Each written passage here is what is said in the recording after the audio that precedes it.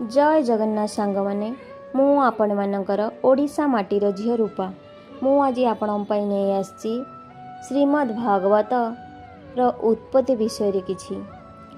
श्रीमद् भागवत ग्रंथर उत्पत्ति संपर्क रे कुहा जाइछि जे सकल वेद वेदांत उपनिषद आदि धर्मशास्त्र गोटे कल्पवृक्ष रे परिणत हेले ताहा गोटे अमृत रसपूर्ण पक्व फल धारण कला।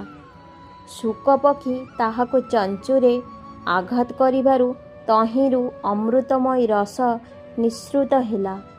श्रीमद् भागवत ही सेही अमृतर रसपूर्ण पक्व फल स्वरूप एवं ताहा महर्षि व्यासदेवंकर परम ब्रह्मज्ञानी पुत्र शुकमुनिक मुखरे महाराजा परीक्षितଙ୍କ सम्मुखरे प्रथमे प्रकाशित होइथिला।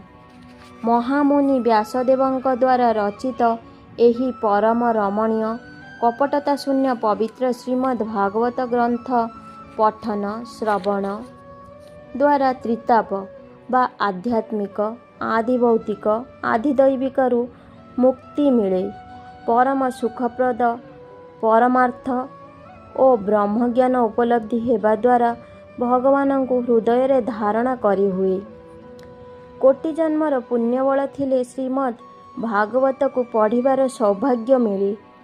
गीता भागवत को श्रेष्ठ ग्रंथ भावी पठन और श्रवण द्वारा धीरे धीरे भगवानंकर शरणापन्न हेबार सौभाग्य मिले। संसारर माया जीवन को बांधी पारे नहीं, से मोक्ष हुए एथिरे तीड़े मात्र संदेह नहीं। आपण मानकु मो भिडियोटी केमती लगिला कमेंट माध्यम निश्चिंत जणाइबे। जय जगन्नाथ।